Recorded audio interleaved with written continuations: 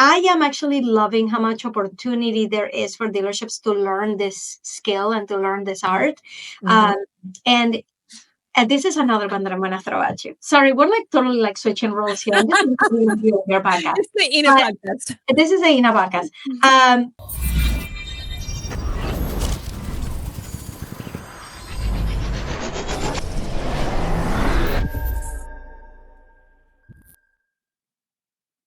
Hey, welcome to the Social Grenade podcast. We are visiting today with Ina, and Ina and I became besties at SocialCon Live. We met face to face for the first time there, and Ina's like talking, and I'm like a dog. I'm just like, yes, yes, yes. All of this stuff is yes. You can appreciate it so much. Yeah. And so we are very aligned on how we think about social and marketing, which is unusual because not everybody is. Everybody has their own little version of stuff. So it's nice whenever you find someone that like really believes the same things that you do about marketing and about social media. So, Ina, I want you to tell everybody hello and tell us about your company and what you do for the industry.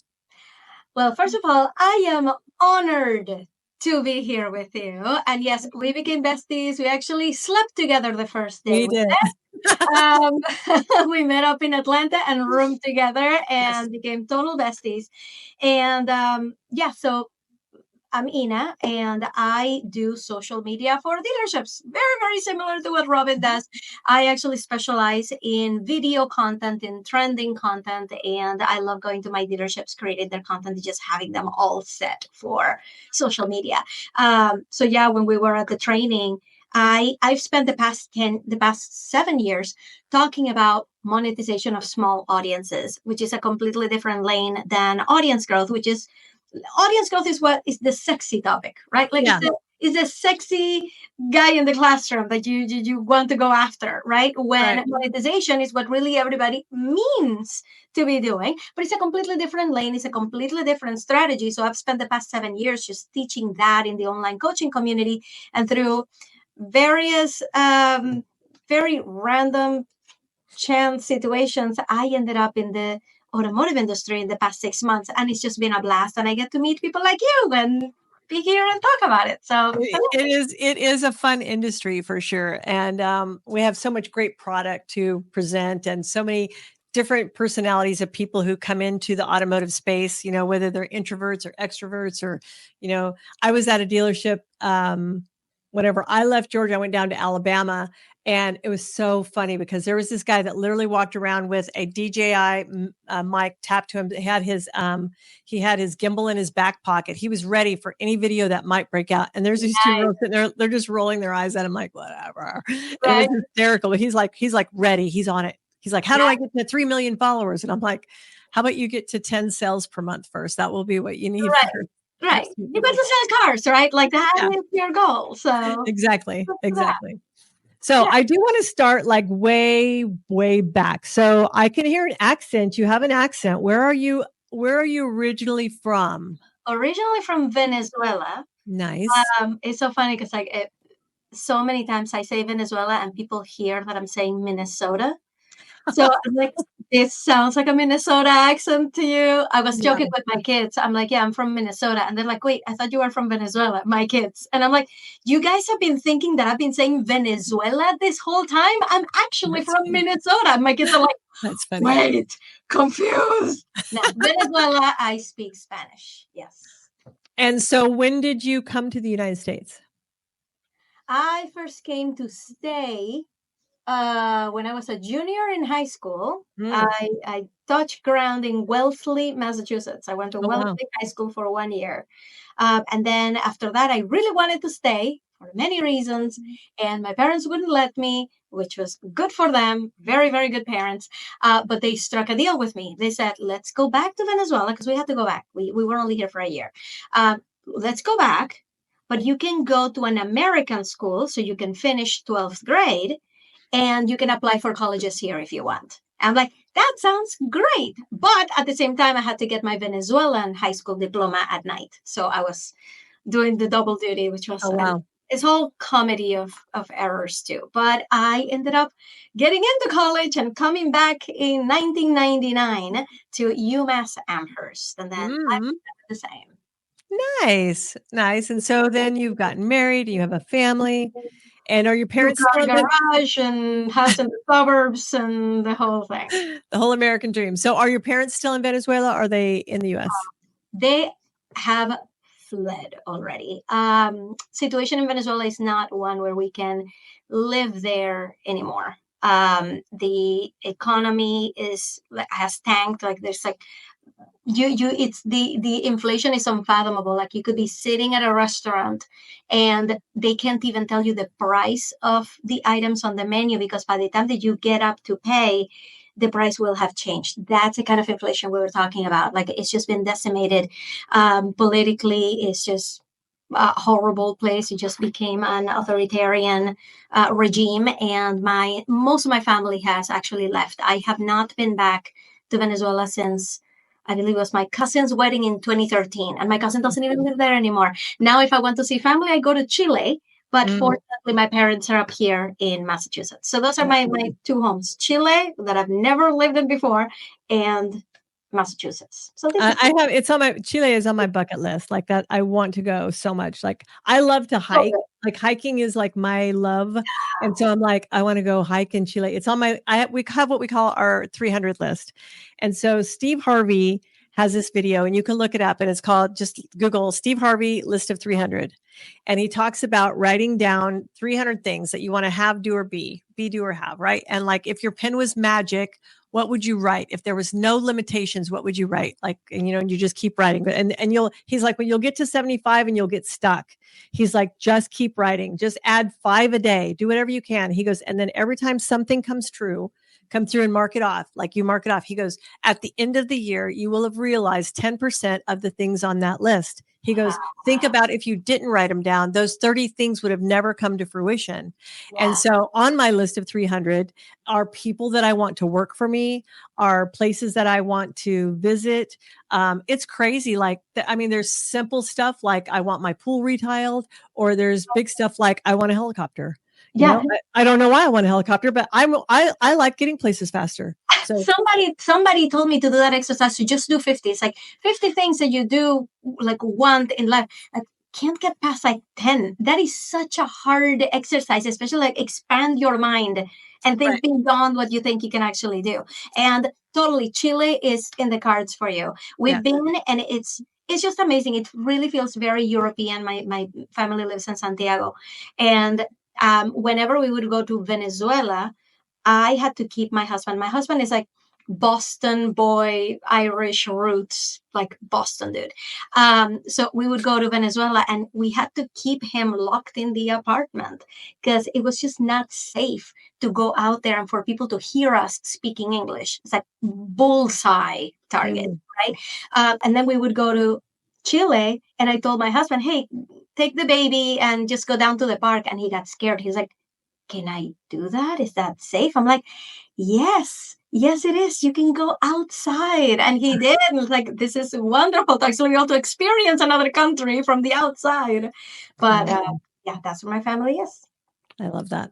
So we own property in Costa Rica. And matter of fact, my business partner Beverly and I are leaving tomorrow morning to go down to Costa Rica because we have to pay our property tax. And then we bought another small piece of property that was connected to our property that we didn't want somebody else to own. So we've got to meet with the attorney and sign those papers too. You guys But have the best life. Like that, you guys just do whatever you want and you own property in Costa Rica. Like that's amazing. there's nothing on it. It's just vacant land, but it does overlook the ocean. So it's really beautiful. So we just sit up there for like, and we'll hike the whole property, you know. And matter of fact, I was packing stuff last night and I always remember to pack my hiking sticks because the terrain is very up and down. And there's this one point we have a creek that runs down the back of it, but it's a hike down to it. So you kind of have to sit on your butt and slide down to it. And then when you come back up, like we shorten the sticks up because we're climbing up this like muddy rock face, whatever. And I don't know why we go down there every time. We go down every time to go see what's going on down in the creek. I don't even know why. But like, But now you have your walking sticks. You'll be I prepared. take every bit of camera equipment with me. And most of the time I'm just so lost in the moment. I forget to get something out and record it, and it's like, and I do that a lot. I'm like not the world's best content creator because I'm like I experience stuff more than I document it all the time. I know Yeah. good like document your day. And I'm like, I'm busy living my day, man. Like Right.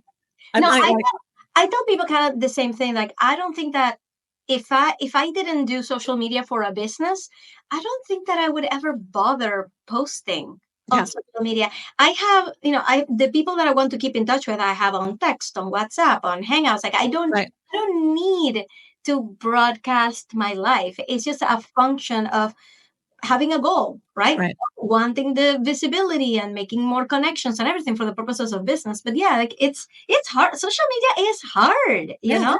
And it's funny because so that is so interesting because the fact that we know that we do it not because like I just want everybody to know my business. I want everybody to do business with me and I want them to Right, see like who I am and know, like, and trust me and go, that's the person I want to do business with. And right. they can't do that if I don't show them who I am. And Exactly. so think about that for the sales staff, right? Like those people won't do business with you if you don't show them who you are. And so you have to break over that barrier of like, oh, I don't want to show my family. I don't want to show blah, blah, blah, blah. Really? Because you know Yeah, what? They all know who your stupid family is anyways. Like just show them. Like it's not like you're not like holding them somewhere where they're safe.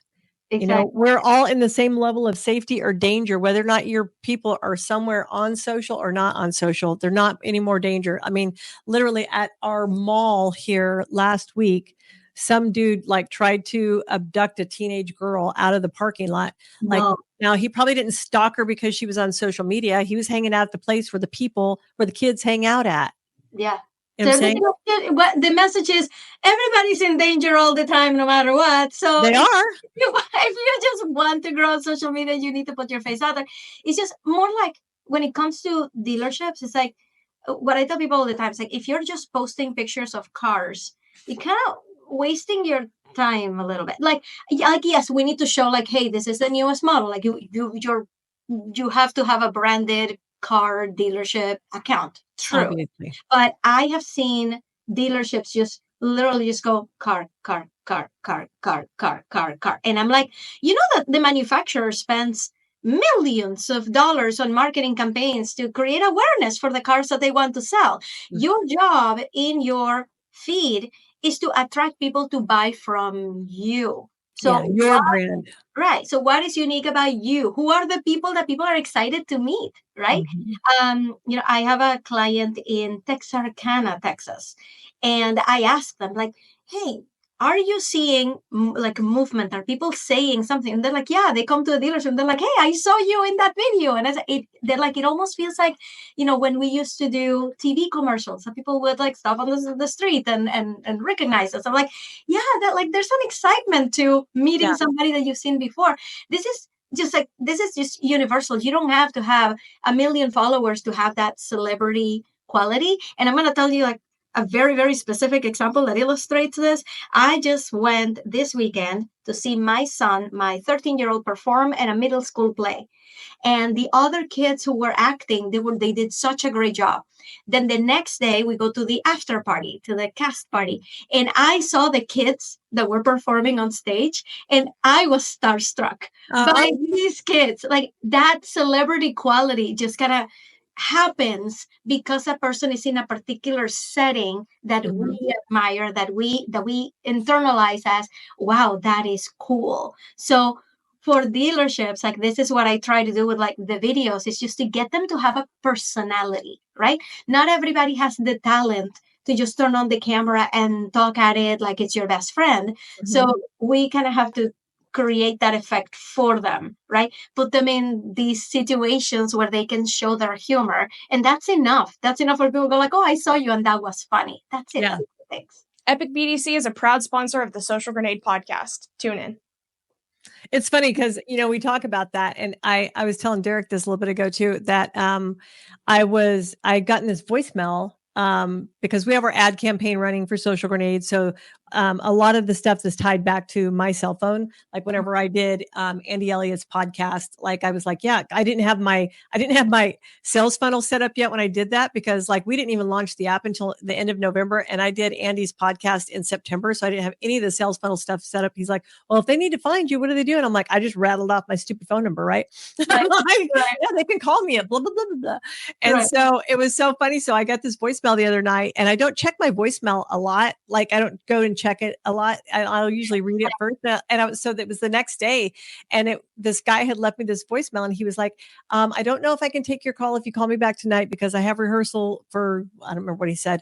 And he was like, but if you can give me a shout back, that would be great. I'm like, okay. So like the next day, I read the message the next day anyway. So I called him and I was like, hey, this is Robin with Social Grenade. And he was like, oh my God, I can't believe you called me. And I'm like, Right. I'm like, you left me a message, man. And he was like, I know, but I didn't think you was actually going to call me. Like you. And I'm like, you. but you called me. And he was like, I'm just so starstruck. I'm like, oh, good God, please don't be. Like, I'm at home feeding the dogs right now. There is nothing fancy going on in my world right now. I promise you. But that effect can be super quick and easy to create. A similar thing happened to me that I was like, oh, this is amazing. I was registering for a conference, and I had done some work with the conference organizers in the past, like my picture had been in places and stuff. So I go register for the conference, and they're like, what's your name? My name is Ina Coveney. And she looks at me and she goes, oh, I'm sorry, I know who you are. And I'm like, did you just say, I'm sorry? I know who you are. Like, you just like made I just got recognized. What? We're the people cleaning up Cheerios in the morning. That's who we are. Right. I'm the one with this small audience talking about small audiences. It's so flattering. And that's funny too, because because you and I have that in common, right? Like I don't have a huge audience. Like I've never ever focused on growing a huge audience. I just focus on being like, there's times like I don't think about it. There's times I wake up and I'm like, I have the little mount in my car, and like I may have been on the treadmill that morning listening to a book, and then something in that book made me go, you know what? I need to share that with somebody. So I get in my car. I literally am driving back to the house. I pop the video on. I'm shooting the video in the car while I'm sitting in my garage. I'm trimming down the front and the back because I'm a one-shot wonder. I do not shoot a video more than once ever. And then I pop it into a caption app. I get the captions on it, and then I just post it, and then I go back in. I feed the dogs. I make myself breakfast. I do whatever. And like, that's how I create content, because I was thinking about this, and maybe one person will find this valuable. I don't even go back to check and see if anybody did find it valuable. I just release it to the universe and go on with my life. That's the way to do it. That's the only way to do volume of content. It's just like constant presence. And the more off the cuff it seems, the better it's going to do, because people can sense when it's highly edited, when it's like when it was scripted. Like some people read their scripts like, no, what are you doing? Just imagine that you went to talk to somebody. Like right now, Robin, you and I don't have a script talking right now, right? You could ask me any question right now, and I'm not going to be like, okay, let me pause for 5 seconds and gather the thought for my next sentence.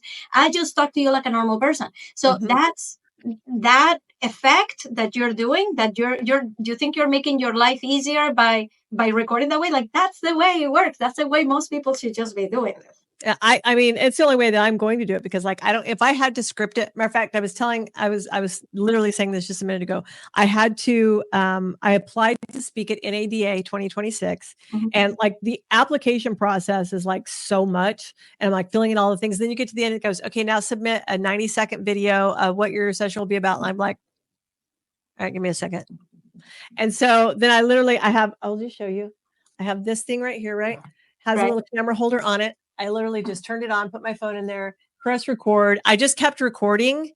And then I went back and I spliced it here, and I didn't shoot anything twice. And then I just submitted it. And if I don't get selected to speak because my video was not highly scripted, then they didn't want that. They want somebody who's going to read from a teleprompter and who will literally read the slide deck to them. And that's exactly what they will get. If they would like an interactive session that's going to be a crap ton of fun, then they're just going to go, hey, what's that crazy woman with the blue hair? You know, her stuff wasn't perfect, but you know, it sounded like it was going to be interesting. Well, now you're just giving me so much FOMO, because I don't know if I missed the deadline to apply. Is that still happening? No, I just did it today. Okay. Good to know. And you know what? And you know something else I learned? I didn't know this. And so I don't know if you know Subi Ghosh. So Subi works for stream companies. She's a good friend of mine. And she's one that even she's like, I was talking to her about social grenade, and she goes, you need to ideate 3 different topics to speak on at NADA 2026. The applications are open, which I didn't even know that.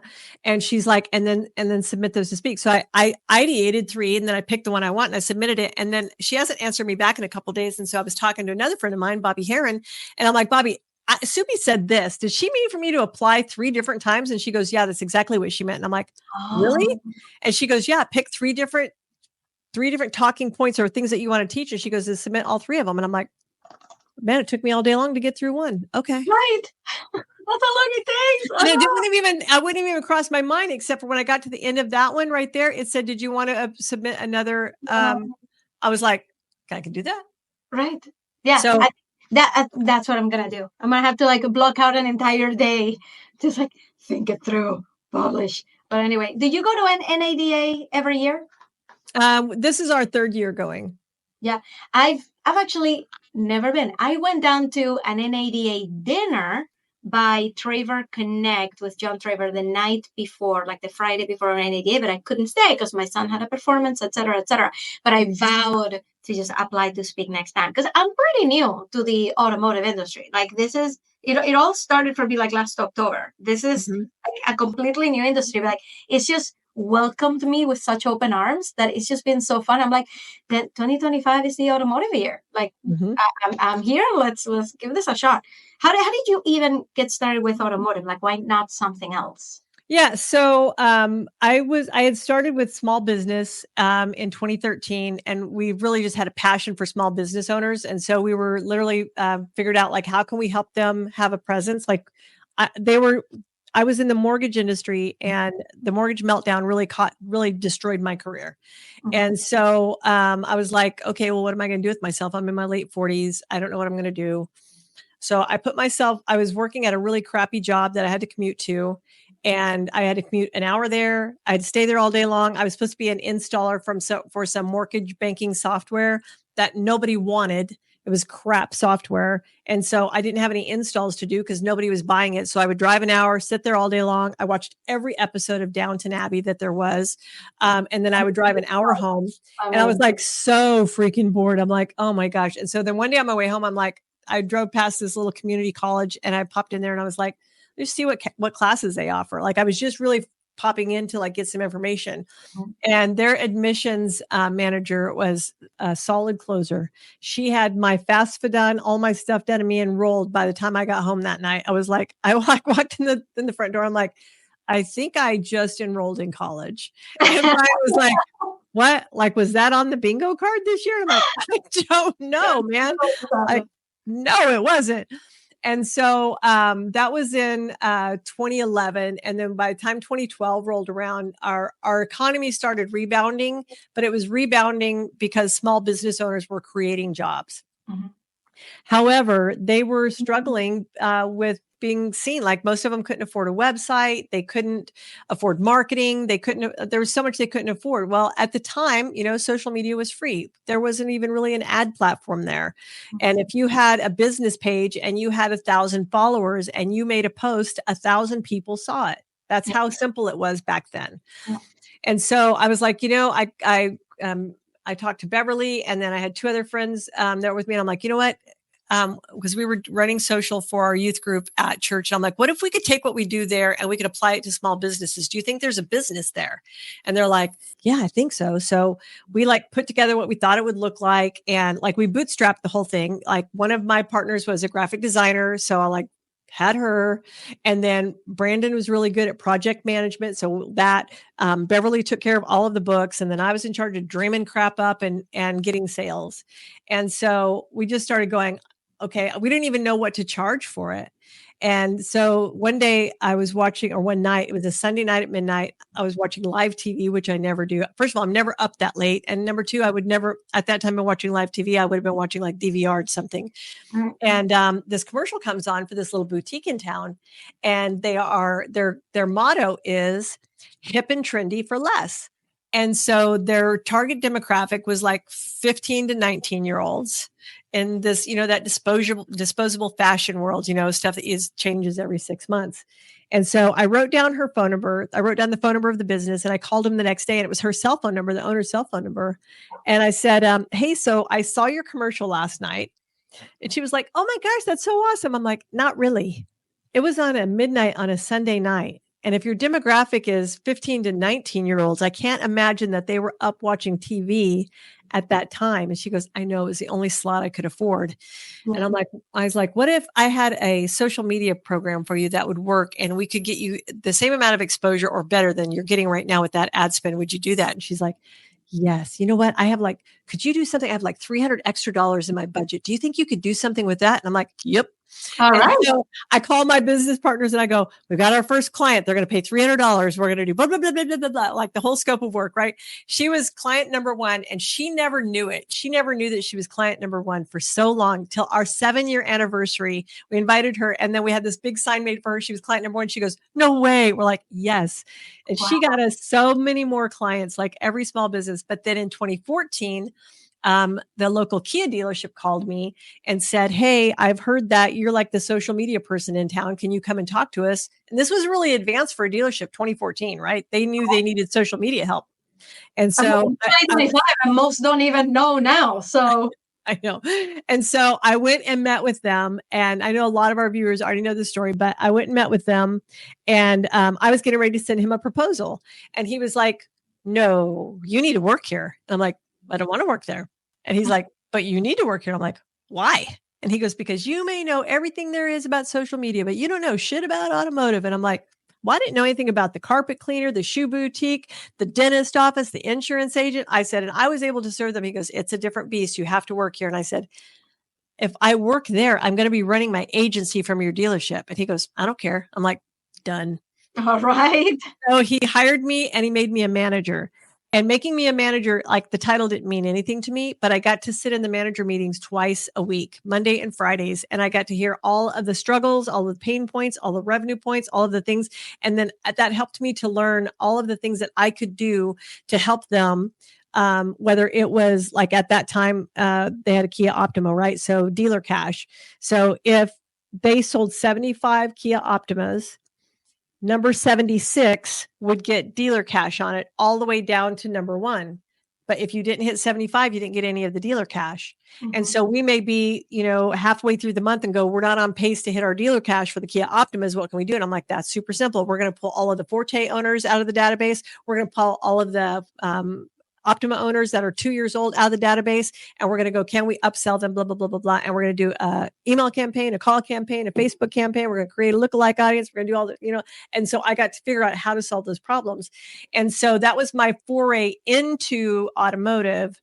And then after 3 years at the dealership, I went to them and negotiated an exit strategy. And so it was, I'm going to give you 25% of my salary back in 1 week a month. I don't have to sit here. And then quarter 2, I bought the second week. Quarter 3, I bought the third week. And the end of the year, we transitioned to a vendor relationship, and they are still my clients today. Oh, wow. That's amazing. Where are they located? You want to give them a shout out? Yeah, Roper Kia, Joplin, Missouri. They are the best. That's amazing. I am just forever impressed of the depth of knowledge that you have in automotive, and that explains so much. It's like, and that GM doesn't even GM anymore. He's a consultant now, and he loves when I tell that story because I tell everybody how right he was that I had to work there, and he's like, I know I was right. He loves that story. The I'm a Car Chick podcast is a proud sponsor of the Social Grenade podcast. Listen now. That is incredible because that's basically like where I am sitting is like learning from the outside. It's like learning by observing what other accounts are doing, by what is working for them, what isn't, the biggest thing I would love your 2 cents on that I see is the big debate between whether a dealership should have their own account and their own brand and feature their stuff and own all of it, or if they should, or they should let their staff create their own accounts, develop their own brands, knowing that there is a risk that they will grow to a certain spot and another dealership may come and poach them to take them away with the entire audience behind them. So it's like the only way that we really get to know who these dealership influencers are is because of those personal brands, right? Like there aren't that many dealership brands that have grown exponentially without that personality in the front, right? Without that guy that we're guy or gal that we're following, that we really want to keep tabs on, that we want to hear from. Like that's a very, very hard thing to do. So we can see in the numbers that the personal brand does better. But if this was up to a dealership, is that the kind of thing that they want? I would love your brain on that debate. So here's, and I have strong opinions about it, right? Because in the past, whenever I would go and train dealerships on social, one of the things that I would do is I would set up all of the salespeople on a Facebook page, business page, and it would be nested under the mothership, right? So we did this because that's what the dealer wanted. I had control of it. They had editor access. And if they left and went somewhere else, I shut the page down. It didn't exist anymore. They didn't get to take it with them. Mm-hmm. And that was the way, right? So that's pre-COVID. We did that. How I feel about it now is different because how I feel about it now is there's an old adage that says, hey, boss, but what if we train them and we train them and we train them and then they leave? And he goes, what if we don't and they stay? Yeah. And so that's kind of where I'm at with it. You can train them and you can give them all the tools to be successful. And if they leave, that's a culture problem. That isn't a, oh, we gave them freedom problem. That's a culture problem. And if you've got a great pay plan and you take good care of your employees and you're constantly giving them the tools that they need to succeed, why would they go somewhere else? You know, if my husband treats me good and he gives me all of the tools that I need so that I can do what I need to be as a wife and I don't have any crap from him, I'm not looking over the back fence. Yeah. And so they just need to understand that, you know what, like, treat them like they're staying forever. If they do, great. If they don't, you know, send them on their way with all the tools. And then you get to be part of their story, part of their journey. And then you have to be okay with that. I got him to here. And then he went over there and now look at him. He's doing great over there too. And you just have to celebrate people where they are. And you don't be mad because you lost them. They don't belong to you. Yeah. They're just here right now. And I'm sure you made plenty of money off of him while he was here. Right. I love this conversation because it is so hard to explain to a dealership owner who may not even know much about social media, right? Who may not even know exactly what they want to do on social, how it works, what they really want. So they may have a lot of things strapped on, right? I don't know what to let go of. How much control can I have over this, right? And it's social media is one of those things that if you want it to grow, you're gonna have to let go the grip a little bit and experiment with it, take risks with it, right? I feel like a dealership account that doesn't take any risk just ends up really looking like a permanent feed of commercials. Yeah. It's a website. That's all it is. It's just another website. Exactly. And people don't go to websites to hang out, right? They go to social media to be entertained, to be educated, to hang out with somebody that they like. And that means really putting yourself out there, right? And doing things that you normally wouldn't. And maybe joining trends that you may not completely understand for some reason are really blowing up out there. That is just a really, really hard concept for people to grab. Well, I think that if dealers would understand, I think they don't understand this basic concept, right? What when people come to my page, blah, blah, blah. Well, people aren't coming to your page, sir. Right. If they're having to search you out on your page, you're not doing your job right. Right. Your stuff should be pulling into my news feed. It should be interrupting it should be coming to me. What if I watched Hulu all day long and then at some point I think I'm going to go check out some commercials. Let me go do that.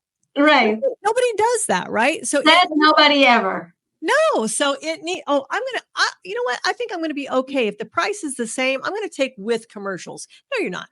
Yes. And so that is so good when you phrase it. Understand that nobody's coming to your page, sir. And so everything that we do has to feed the masses and entertain them so that we can get that priceless real estate in that little tiny piece of newsfeed that we get. That's all we get is that space right there. And somehow I have to get your crap in this news feed. Don't ask me questions unless you know how to do it better than me. Just let me do my job. Oh, can that be like a clause at the Yeah. end of every email? Sign right here. Sign right here. Just put that clause in. No, but I am actually loving how much opportunity there is for dealerships to learn this skill and to learn this art. And this is another one that I'm going to throw at you. Sorry, we're like totally like switching roles here. I'm just your podcast. It's the Ina podcast. This is the Ina podcast. This is another one that I want your brain on. So there are dealerships that have gone ahead and gotten themselves a marketing department with a marketing manager, and they have their own way of doing things. And it has nothing to do with trends or personality or anything. It's just like little like website content. It's just like infomercials.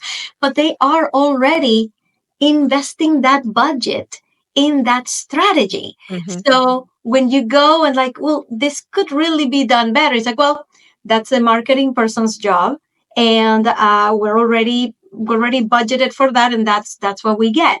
And it's just so hard to go to somebody who works for you and knock on their door and be like, hey, so can we do this completely different? Right? Like that's a process that is going to take so much time to get that person to change their mind or change their ways or change.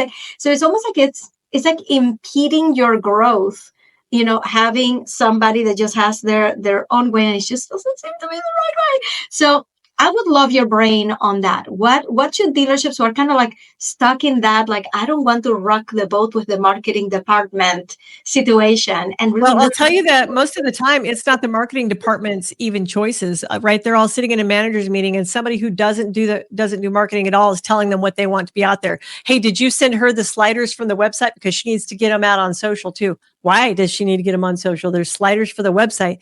I don't send them to me. I'm not going to use them. And like whenever I was at the dealership, the things that I thought were important were like, honestly, National Cupcake Day. If I could look far enough ahead and go, it's National Cupcake Day, I'm going to go buy 10 dozen cupcakes. They're going to be at the dealership. You don't even have to stop. Just drive through. The salespeople are going to hand them to you in the window, right? Literally, come and get a dang freak. I don't care. Bring a bus. Bring the school bus up here. We'll give everybody, it doesn't matter. Bring them up here, right? That's the stuff that is important that people would be like, oh my God, that's so interesting. Did you see what they did at Roper Kia today? They were handing out cupcakes all day long, blah, blah, blah. Car seat safety check. Like we had a line wrapped down the block of vehicles. We did a free car seat safety check. We had the Alliance of Joplin, Missouri there. If their car seat wasn't right for their child and for the weight, they had free car seats that they were handing out. We sponsored them to come there and do that thing. None of that had to do anything with selling cars. Right. Everybody knows Roper Kia sells Kias, right? Like you don't have to guess what the crap they do for a living. But it's National Hot Dog Day, and you know what? I'm out there. I've got the top salespeople out there flipping hot dogs, and you better come by and get one. Come and sit. I've got the tent set up. We're going to do this thing, and now like we have become a community event. Right. And they've got to remember that their social media has nothing to do with media. Right. It has to do with social. It is not your marketing department. You should have, if you have a marketing department grant, fantastic. They should be in charge of this, and this, holding these vendors accountable for this, make sure the messaging is all right and all of our ads are not conflicting with anything else. And then there should be a social person. Yeah. And that social person is in charge of the fun and the heartbeat of the dealership. And what does that look like, smell like, feel like, taste like? What is it? And they are different from that stuffy I was on a demo yesterday. And the GM was having so much fun as I was explaining it to her. And she had her social media guy sitting right there. And he's this handsome, younger looking guy. He's probably like 30, sitting right there. And she's laughing and we're having jokes. We're doing whatever. And he's like this the entire time. Like he doesn't crack a smile, not a nothing, right? Like he is just like, I'm not having any part of it. You could tell he's like not having any part of this. And it's Social Grenade. It has nothing to do with his job. His job is for the dealership. I'm talking about the salespeople, right? And I can just see him like not even engaging in the entire thing. He's not buying in. I mean, I can read his whole body language. And so then at the end of it, she was like, wanted to talk about what does the training look like for the salespeople, the ongoing training that they get. So I'm telling her, I was like, you know what? One of my favorite thing, like I could talk about it all day long, is creating tribes. Like I love to create a tribe of people today and then suck them into the vortex tomorrow so that I can sell them the thing that tribe should be buying. Like I love doing that and experimenting with it and going, ooh, I wonder what people drive a Jeep Gladiator. Let's create a tribe of people who drive. I don't even know who they are. Let's look up that demographic and see who they are. And then I'm going to talk to them today. And then I'm going to show them a Jeep Gladiator tomorrow. And you can see him going. And she goes, do you do that? And he's like, no. And I'm like, oh my God, it's so much fun. I said, and I called him by name. I was like, like we only get like 36 hours of free play time after we get them to play with us, that they'll get to see the next thing we post. You know that, right? And he's like, he did not know that. And so it was interesting to me, like the resistance, like I'm not here to take your job. Right. Your job should not be posting to Facebook, right? That's a task in the job description. Your job should be looking for opportunities to show the humanity of your dealership to the public. Yeah. That's what your job should be. Right. So marketing departments need to be doing better. And social media people are just completely different breed of people. They are. We're looking. It's a very structured mindset. The marketing is. It's very structured, and social is sloppy and all over the place. And sometimes it's planned, and sometimes it's not planned, and sometimes it's like walking into the GM's office because he called an important meeting, and I walk in there and he needs a pen refill.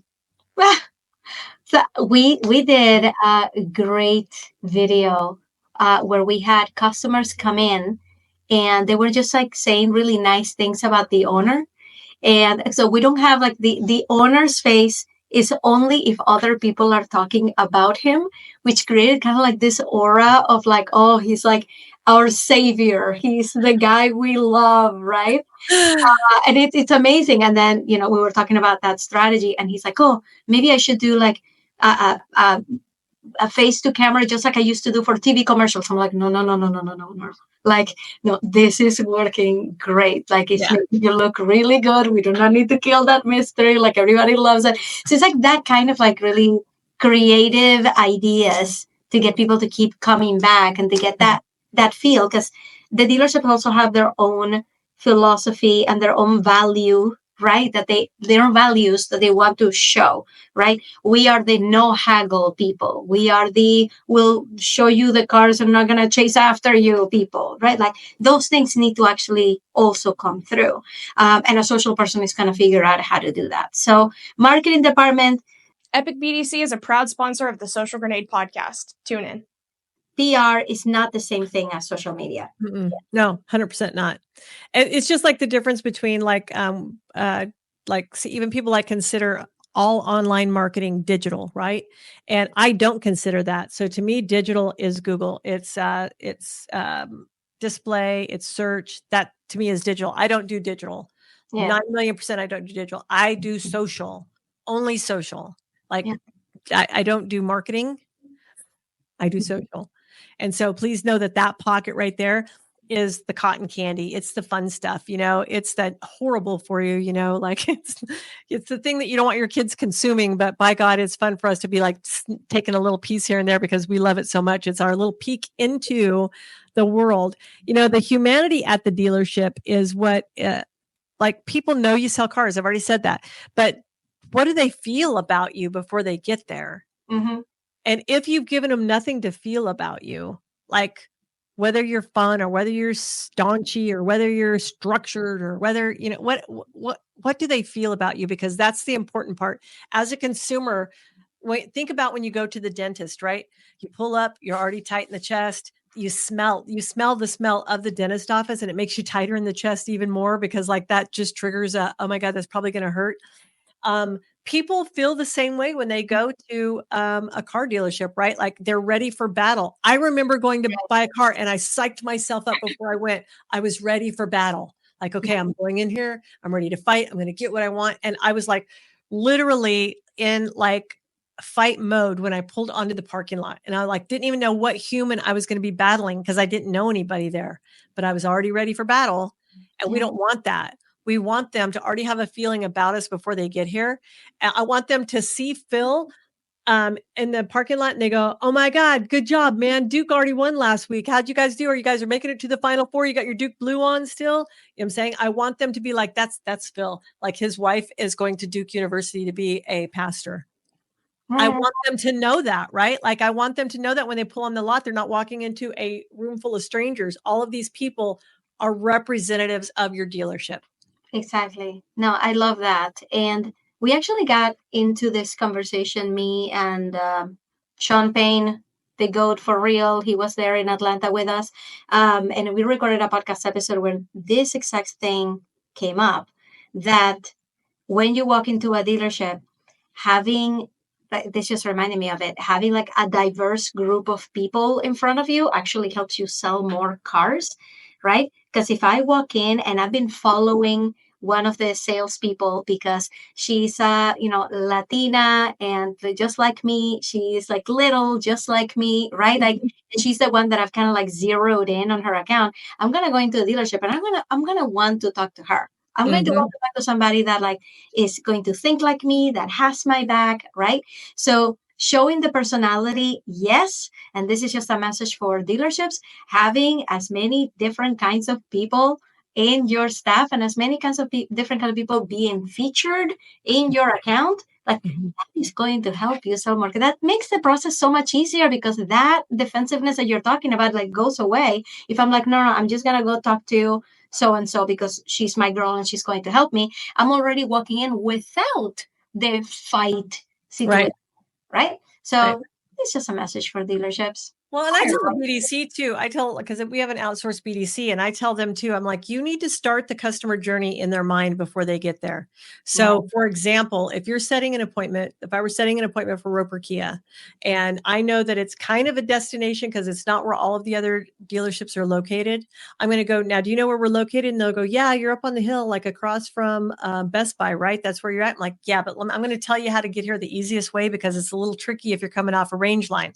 So you're going to turn west on 4th Street, and that first road that when you go underneath the train trail, you're going to turn to the north right there, and then just come on down about a quarter of a mile. We're going to be right there. But when you pull into the parking lot, you'll see about 10 parking spaces right there that say customer parking. They should have one open right there. If there's not one open, there's some over by the service department too. But see the big window where it has Frosty's picture on it? Just come right in there. I'm the third desk on the right. In their mind, they have driven the road, they've turned at the train tracks, they've come to the dealership, they parked, they've walked in the door, and they have, first of all, half the battle is there because logistically they've made the trip, right? So now we've got a better show rate because I've walked them through the entire journey to get there. Not just, okay, at 6, I'm supposed to be here. And I don't have in my mind, I don't have a path that I'm going. And then when you pull into the dealership, like just think about like if you're going to a big building and your doctor's office is in there somewhere and you've never been there before. And now you're like, now hopefully I'm here on time because I don't know where they're located. I'm going to find the directory and then do the thing or whatever. And at the dealership, it's even a little bit different because you have these people that are sitting out on the lot that are like, hey, can I help you? Blah, blah, blah, blah, blah. And you know, you're there to see somebody. If you have those instructions from me, if I've already taken you on a journey, you know you're going to come in the door where Frosty's face is at, and you're like, nope, I'm here to see Michael Jarman. He's the third row up on the right. I'm going to his desk right now. They're like, fantastic. You know where you're going. And that calm is what you walk into the dealership with instead of the fight. You're walking in with the calm, like they navigated you there. You know what you're doing when you're walking in. You're not walking in with any, I don't know who I'm supposed to talk to. I don't know where I'm supposed to go. And you already have that in your chest before you even start the transaction of looking for a vehicle. And I love it. Like, everybody who's listening to this podcast right now, I hope they're writing this down because in this conversation, you've already given people like 10 different ideas on how to make social media social and fun and like make their next video really go the distance. So I hope people are writing this stuff down. Okay. So Ina, it's my turn now. So you haven't really told us how you got into the automotive space. Okay. That's a fun story. So first of all, automotive was not in my reel, like in my journey at all. It wasn't on your 2024 bingo card. It was not in my anything bingo card. I have been serving online coaches for the past 7 years as a business coach, as a marketing strategist. My clients are online coaches, life coaches, mindset coaches, business coaches, ADHD coaches for ADHD moms, right? Like anybody who's a coach who wants to have a business online, I am an expert at funnels, at social media, at monetization when they have a small audience. Like that has been my thing. So last 3 years ago, I went to speak at Podfest because I'm also a podcaster. I have a podcast called Superhumans, right? Nobody could have known that from you interviewing me Go check it out. Superhumans. on my podcast. That's what I do. I'm an interviewer. So Yeah. I was speaking at Podfest, which is a conference for podcasters, and somebody was in the audience, somebody who has had a really long career in the automotive industry. And I didn't know that. I did not know him as an automotive guy. I knew him as a mastermind owner, as a mastermind founder. His name is Scott Joseph, and he is the founder of JNL Marketing. He has the Me Plus Ultra Mastermind. And he came up to me after the talk and he's like, I loved everything you were saying. That's amazing. We should stay in touch. I'm like, sure. So we stayed in touch. We just followed each other, liked each other's stuff. That was it. Then last year, or in the past couple of years, he invited me to speak in his mastermind, which I did. Then he invited me to his podcast. And I'm like, I would love to reciprocate. I'd love to have you on my podcast, but I'm only doing my podcast in person. I told him 2024, I did my podcast only in person. And he's like, well, I do have a conference coming up in October. Why don't you come down? You interview me and, you can just stay. I'm going to just I'll give you the ticket. I don't care. Just come, hang out, and I'm like, well, I will get to interview him. Here's trying to wait. I have 2 kids at home, right? Whenever I leave, it is a hardship for my husband to take care of his full-time job and the kids and everything. It takes 2 people to run this house. So I'm here thinking well, it's very nice of him to offer and I get to interview him. So let me just go. So I get over there and he has to cancel our interview because he was coming down with something and he had to preserve his energy because he's about to be on stage for the next 3 days. But I'm not the putting all my eggs in one basket kind of person. I actually had booked a studio and invited 3 other people to come and join me to record podcasts. So it was a great day. We got great content. But I was thinking in my head, if I hadn't had the chance to interview him, I wouldn't have come. Mm-hmm. Should I stay? Right? Well, I'm already here. He already knows I'm here. I'm going to stay. I get over there and I get there the first day and it is all automotive people. I am about to spend 3 days with people in that own dealerships. Car guys. Right? And I'm here what am I doing here? My audience is online coaches. My thing is digital products. There is no overlap here. I don't see it. I don't know what I'm doing here. My husband was having a hard time at home. I'm like, should I just leave? These are the thoughts that are going through my mind. But I'm like, okay, I'm going to stay for the first day and just open my mind and just the universe will reveal itself what I'm doing. Right. But reveal to me what I'm doing here. So we get to a mastermind table and I just go you know what? I'm not going to fake what my challenges are. We have to go around and say what is your challenge so everybody can help you? And I'm like, nobody can help me with my challenges. We're talking digital products here, right? But I'm I throw my heads up and what the hell? Okay. My challenge is selling my digital course on Evergreen, organic and maybe do some ads. I would love everybody's feedback. And people are just well, here you go. I got a few nuggets. I'm thank you. They were very nice. But I'm okay, whatever. That was something. Then the next person goes, and a dealership owner says, I am having trouble with social media.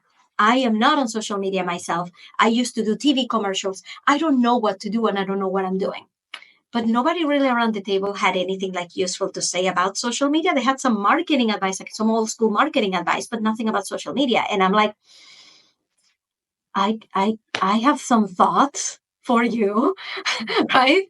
Yeah. And everything that I said, his eyes just widened. He's oh, you need to come and do this for me. And I'm you're not my ideal client, man.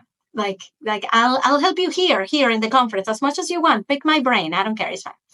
But he was so persistent. He was no, I need to hire you. You need to come down to Texarkana and help me with this. And I'm we'll talk.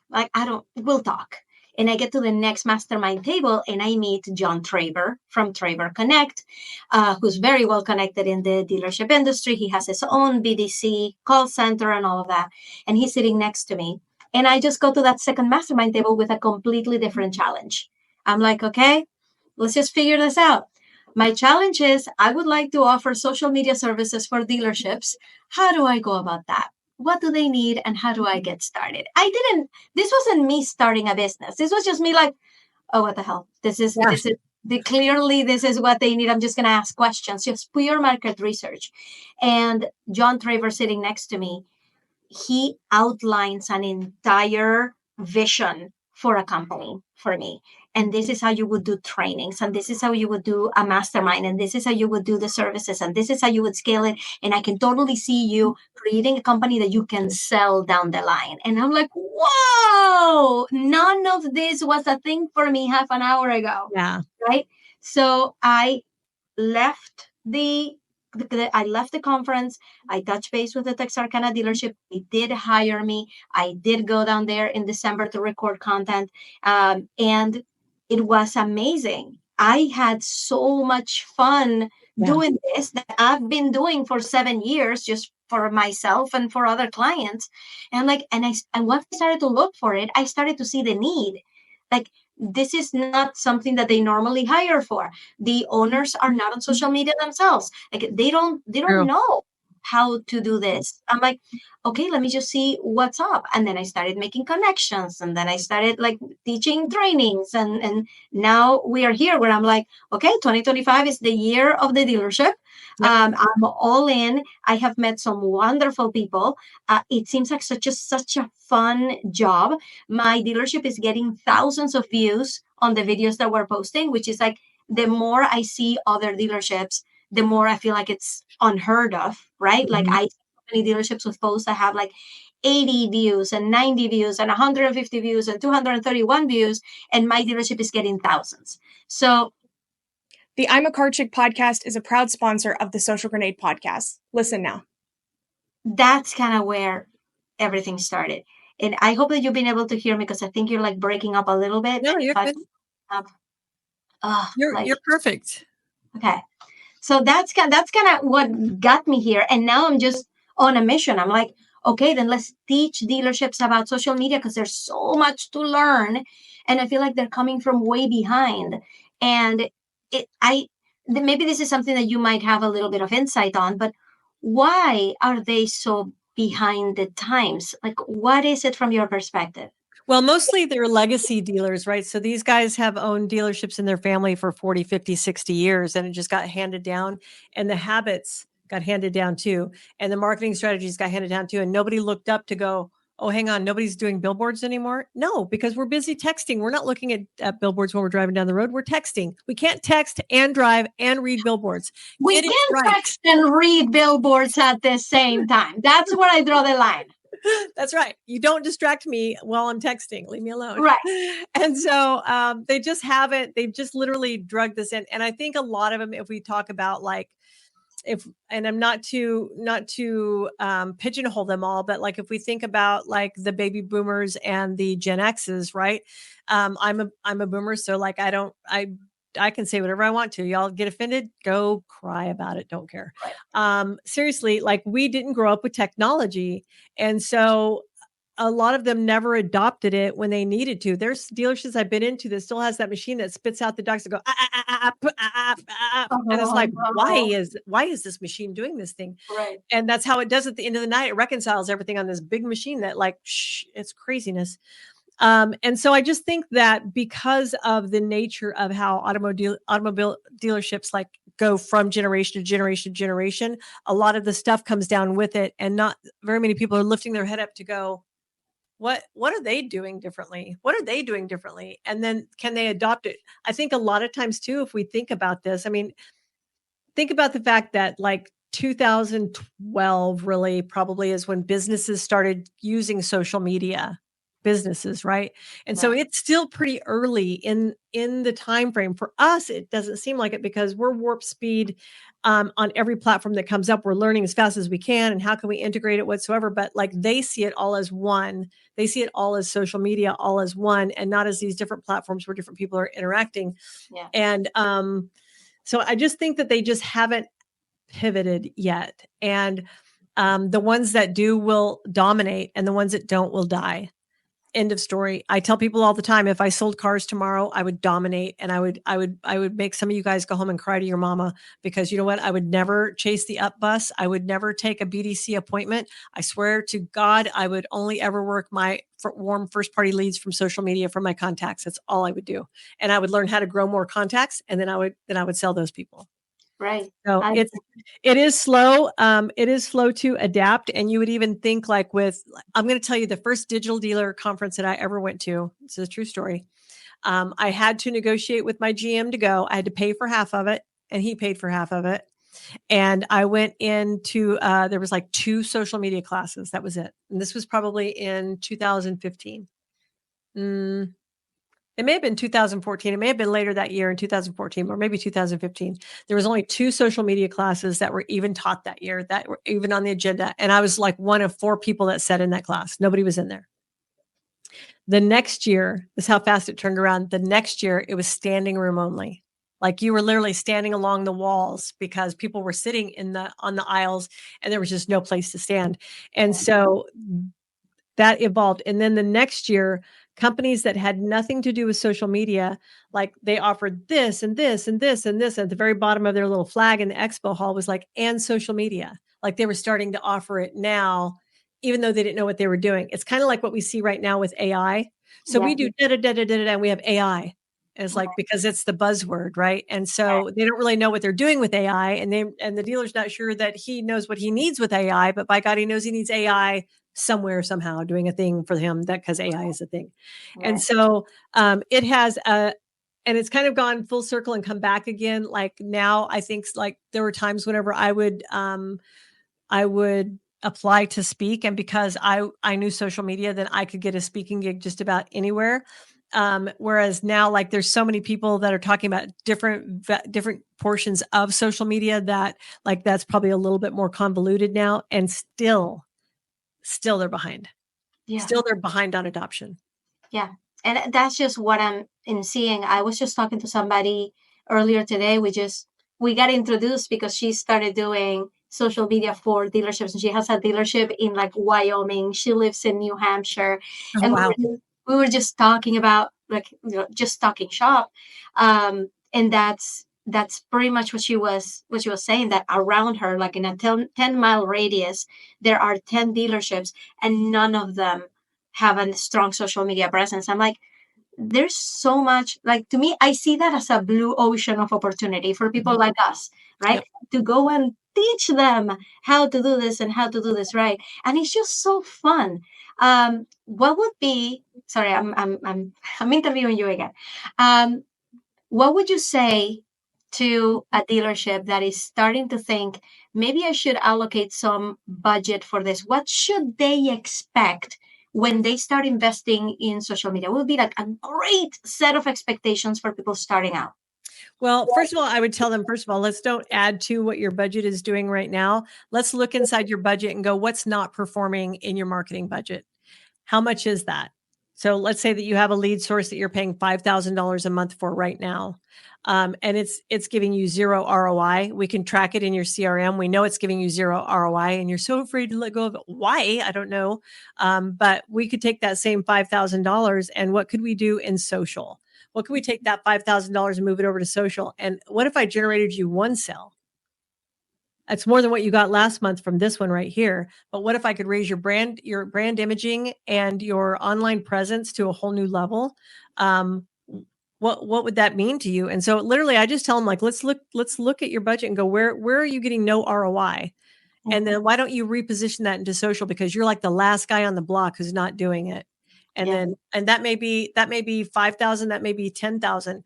But the answer should be like, if they're looking for ROI on organic social, and they're looking to go, I need attribution. I need to know attribution. You're not going to get it, because the thing is, it's top of mind, right? You want to be top of mind. That's where you're staying at, and brand imaging. So top of mind awareness is people know who you are and what you do and where you are, and they know what your flavor is. That's top of mind awareness. And then brand imaging is like, who are you and why do I want to do business with you? Those things have no attribution point to them, because the thing is now your ad dollars will start going further, because they're warmer leads. They know who you are, what you do, and what the flavor of your business is, right?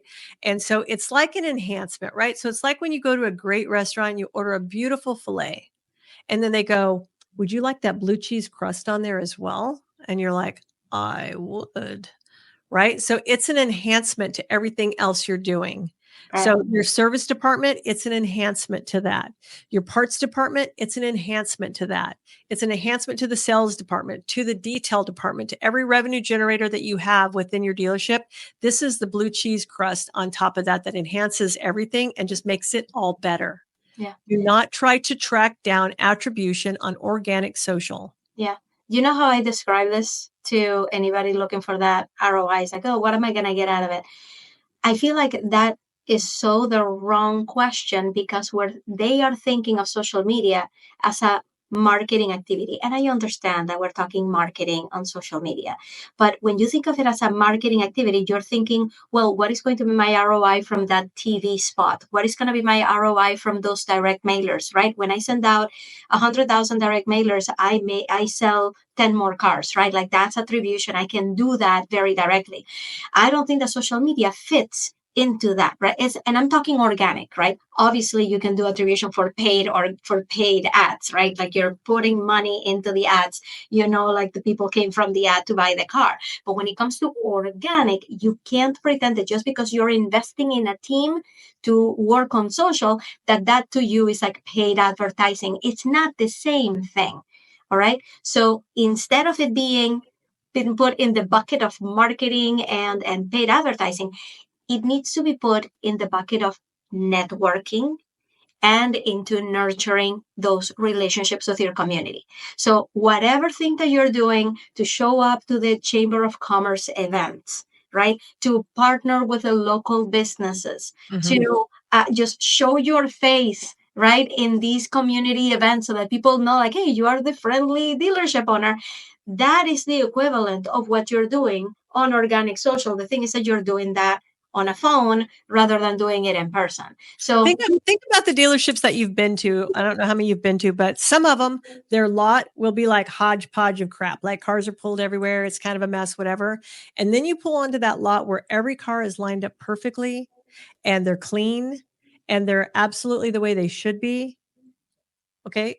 Does that affect your ROI? But can you attribute your ROI to that, even though it does? So think about if your customers were coming from your beautiful showroom floor, and then they go into the F&I office and it's beat up and the chairs are old and the desk is probably falling apart and, it's just crap, whatever. And that guy is running, $1,000 per copy on the back end. Okay.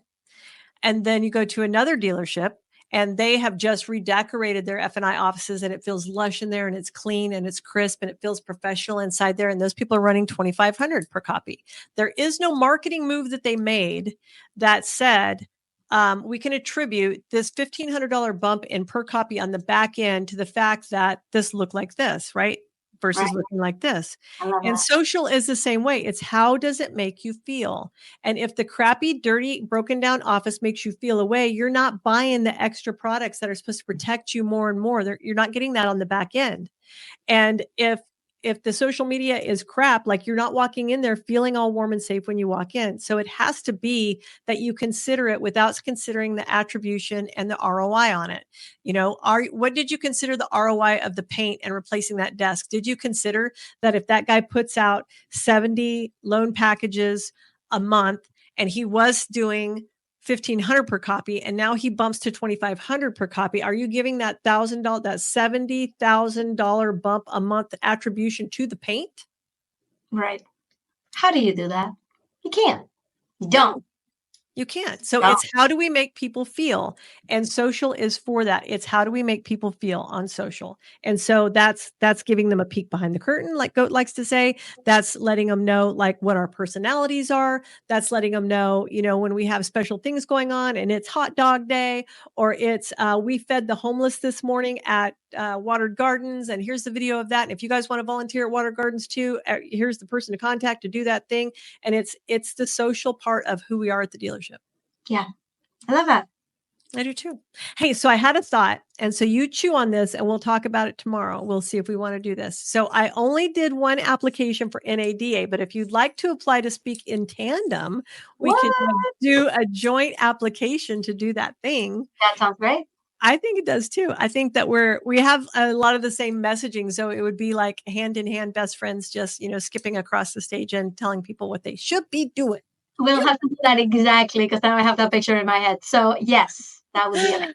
Okay. All right. With that said, if you want to hire Ina, I'm going to drop all of her links down below where you can reach out to her, talk to her, and literally dig through that marvelous mind of hers and the creativity that she has and the things that she dreams up that your dealership should be, could be, and would be doing had you reached out to her. And the getting the thousands of views on videos instead of the hundreds of views that you're getting right now, if you're even getting hundreds. Maybe not. Right.